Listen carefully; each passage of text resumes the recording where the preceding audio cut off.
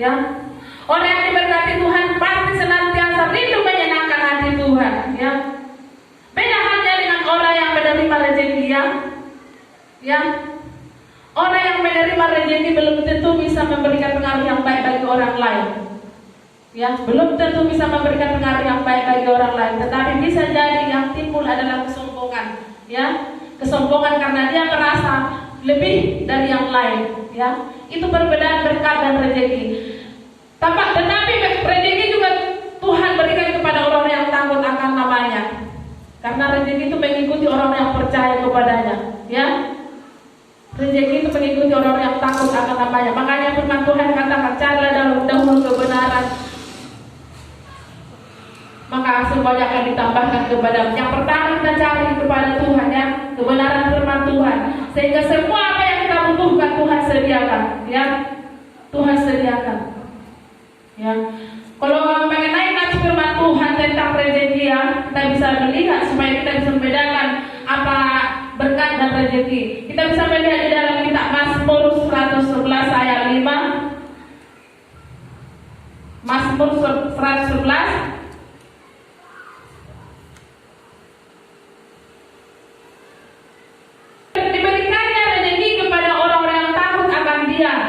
Ya, ingat untuk selama-lamanya akan perjanjiannya, ya. Jadi orang-orang yang diberkati Tuhan, ya, akan senantiasa diikuti oleh rezeki yang Tuhan sediakan, ya. Tuhan berikan rezeki kepada orang yang takut akan namanya.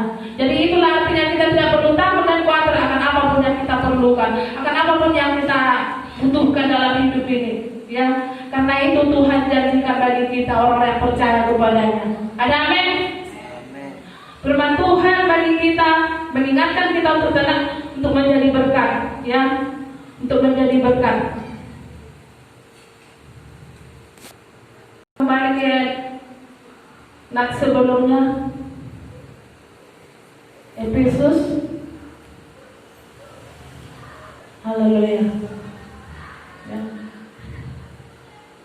Di dalam hidup ini, ya, di dalam hidup ini kita berpikir bagaimana hidupku ini boleh dipakai Tuhan menjadi berkat, ya. Bagaimana hidup kita ini boleh dipakai Tuhan menjadi berkatnya, ya. Menjadi berkat. Tadi judul firman Tuhan mengatakan diberkati untuk memberkati. Ada amin? Orang yang diberkati Tuhan pasti menjadi berkat, ya. Menjadi berkat dalam hal apa? Mari kita berpikir, ya, dalam hal apa aku bisa memberkati orang lain, ya.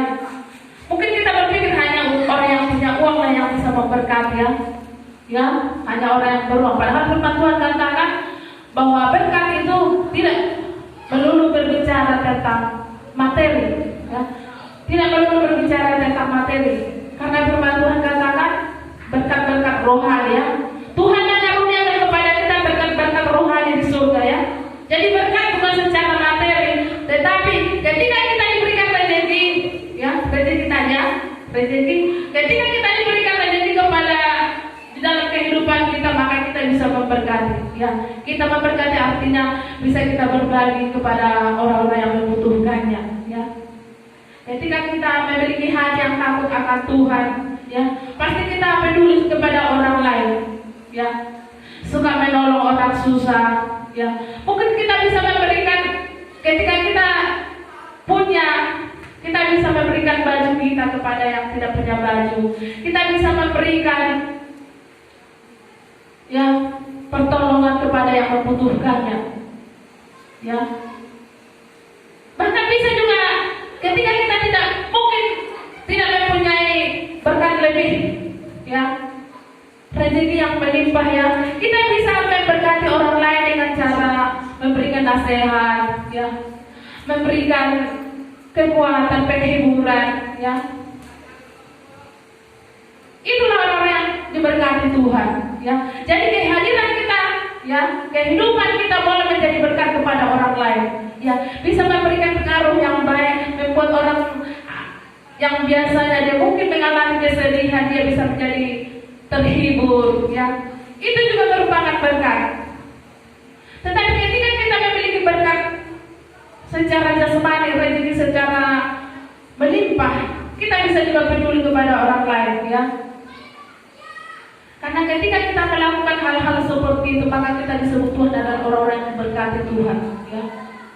Kita diberkati ketika kita bisa peduli kepada orang lain, ketika kita bisa, ya, memberi pengaruh yang baik kepada orang lain, ya. Berkat itu juga bisa berbicara tentang kesehatan, kebaikan, hati yang takut akan Tuhan, kemurahan, ya, ya. Dan itu tidak bisa diberikan oleh dunia, ya. Tidak ada yang bisa memberikan itu kecuali Tuhan.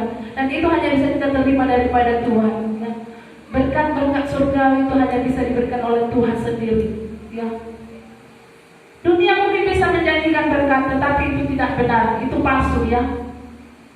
Dunia bisa memberikan janji palsu, tetapi ketika kita percaya kepada Tuhan, ya, kita bisa mengenal mana berkat yang daripada Tuhan, mana yang tidak. Karena berkat yang dari dunia akan membuat kita kecewa, pengharapan-pengharapan yang kosong. Tetapi pengharapan yang daripada Tuhan itu murni, dan kita diberikan kebahagiaan, kita diberikan kekuatan, kita diberikan sukacita, ya.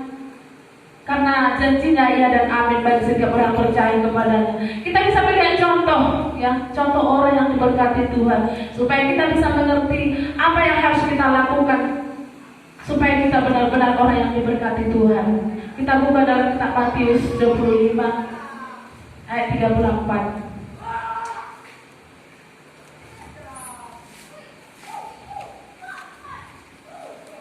Matius 25 ayat 34.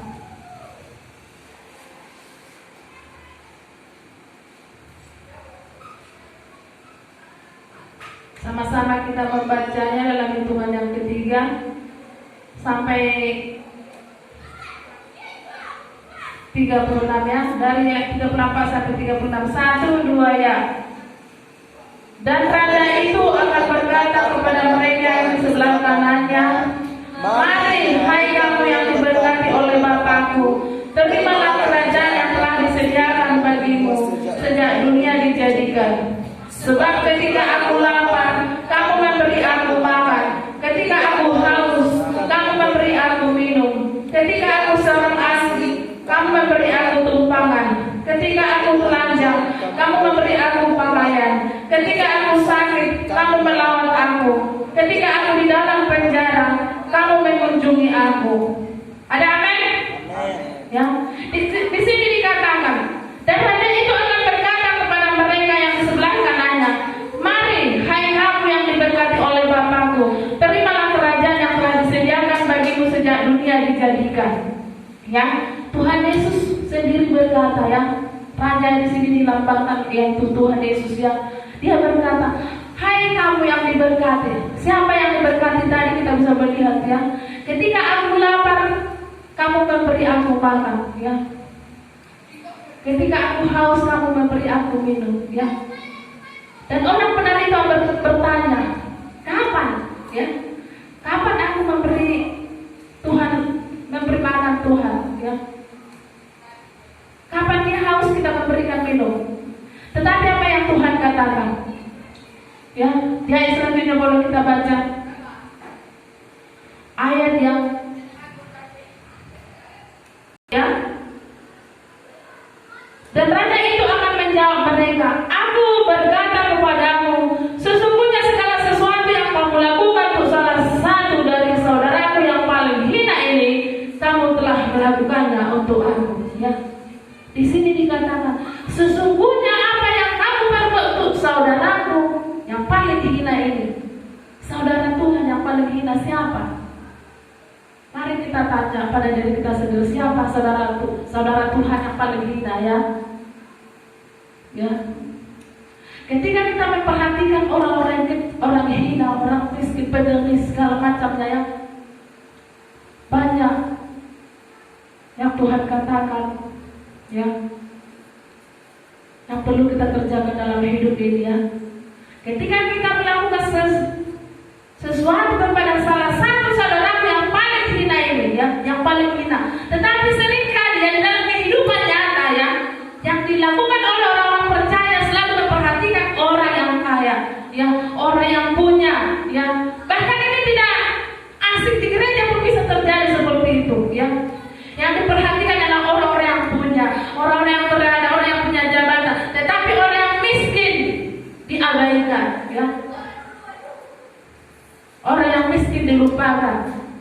Tetapi apa kata firman Tuhan? Ya, ketika kita memperhatikan saudara kita yang paling hina, saudara Tuhan yang paling hina, ya. Kenapa dikatakan saudara Tuhan? Saudaraku katanya. Ya, ternyata ya di situ menggambarkan bahwa semua manusia itu sama, ya. Semua manusia itu sama karena semuanya berharga di mata Tuhan. Baik orang kecil maupun orang besar, maupun pejabat maupun tidak, ya. Semuanya sama di mata Tuhan, ya. Sama di mata Tuhan. Ya. Jadi pertanyaannya, mungkin kita bertanya, lalu apa yang harus kulakukan, ya? Di situ dikatakan ketika aku lapar, ya. Siapa yang lapar? Ya, berarti Tuhan mengingatkan kita supaya kita mau peduli kepada orang yang kekurangan, ya. Kita peduli. Di mana mereka? Ya. Contoh kecil, mungkin kita nggak punya duit banyak, ya. Kita bisa bertemu mungkin di pasar sana, pengemis, ya. Walaupun dia bukan orang Kristen, bisa kita berikan, ya. Walaupun hanya 1.000, ya. Kita bisa berikan, ya. Sambil kita doakan biar Tuhan yang menjamah, ya. Ada banyak pengemis jalanan yang perlu kita tolong, ya. Ketika aku haus, kau memberi aku minum, ya. Ya. Jadi ketika itu terjadi, ya, ketika kita melakukannya kepada siapapun yang membutuhkannya, ya, baik orang yang percaya atau tidak percaya, itu sama saja kita melakukannya untuk Tuhan, ya. Ya, itulah kasih Tuhan yang sungguh mulia, ya. Dan Tuhan mau kita seperti itu. Karena apa? Karena kita adalah murid-muridnya. Karena kita telah diangkat jadi anaknya, ya. Ya, karena kita adalah anak yang akan menjadi ahli waris kerajaan surga. Jadi Tuhan mau kita seperti dia, ya. Dan ketika kita mampu melakukan itu, ya, disitulah kita disebut orang-orang yang diberkati Tuhan. Ada amin? Jadi jangan berpikir, ya, mungkin siapa itu lebih kaya dari aku, mungkin dia seorang pejabat, mungkin dia kerjanya lebih bagus, ya. Jadi jangan pernah berpikir seperti itu. Katakan, aku adalah orang yang diberkati Tuhan. Aku adalah orang yang diberkati Tuhan, maka aku akan memberkati orang lain. Maka hidup akan memberikan pengaruh yang baik bagi orang lain. Ada amin? Ya. Melayani di gereja, ya. Melayani di gereja, ya. Memberikan kesaksian yang baik, ya. Kesaksian yang baik berarti, ya, baik di luar maupun di dalam, ya. Sepadan, ya. Jangan hanya tampil di depan luar biasa, tetapi di luar sana luar binasa, ya. Di dalam gereja penuh seperti penuh Roh Kudus, tapi di luar sana seperti kulisan, ya. Dan itu akan mempermalukan nama Tuhan. Tuhan tidak mau seperti itu, ya. Tuhan tidak mau seperti itu. Tuhan mau, ya, kita menjadi berkat. Karena apa? Karena kita sudah diberkati Tuhan. Ada amin? Ya, kita sudah tahu, ya. Sekarang kita sudah tahu. Mungkin dulu kita nggak tahu, ya. Yang kita pikirkan bahwa berkat itu hanya secara materi, sehingga kita merasa minder, ya. Merasa tidak pede, ya. Tetapi ketika kita tahu rahasia firman Tuhan, ternyata aku adalah orang yang diberkati Tuhan, dan aku harus menjadi berkat bagi orang lain, ya. Aku harus menjadi berkat bagi orang lain, ya. Firman Tuhan katakan dalam kitab Amsal bahwa berkat itu ada di atas kepala orang benar. Ada amin? Berkat itu ada di atas kepala orang benar. Berarti di atas kepala artinya apa yang dipikirkan adalah hal-hal yang menyenangkan hati Tuhan, senantiasa berguna bagi kemuliaan nama Tuhan. Ada amin? Haleluya. Saya percaya kita semua yang hadir pada saat ini, ya, percaya bahwa diri kita sendiri adalah orang yang diberkati Tuhan, dan jadilah berkat. Kita akan menjadi berkat bagi orang lain, sehingga kehadiran kita kemanapun kita pergi, dimanapun kita berada, akan memberikan sukacita bagi orang lain. Bahkan ketika kita sudah tidak ada pun di dunia ini, nama kita tetap menjadi berkat bagi anak cucu kita. Haleluya. Haleluya. Firman Tuhan yang berbicara kepada kita supaya kita yang telah diberkati Tuhan menjadi berkat bagi sesama kita, sehingga ketika Tuhan datang, ya, sehingga ketika Tuhan datang, akan memanggil kita, hai kamu yang diberkati Bapamu, ya. Hai kamu yang diberkati Bapamu, terimalah kerajaan yang telah disediakan bagimu sejak dunia dijadikan. Matius 25 ayat 28. Dan raja itu akan berkata kepada mereka yang di sebelah kanannya, mari, hai kamu yang diberkati oleh Bapakku, terimalah kerajaan yang telah disediakan bagimu sejak dunia dijadikan. Haleluya. Luar biasa firman Tuhan bagi kita, setiap orang yang percaya kepadanya. Ada kerajaan yang telah disediakan bagi setiap orang percaya kepadanya.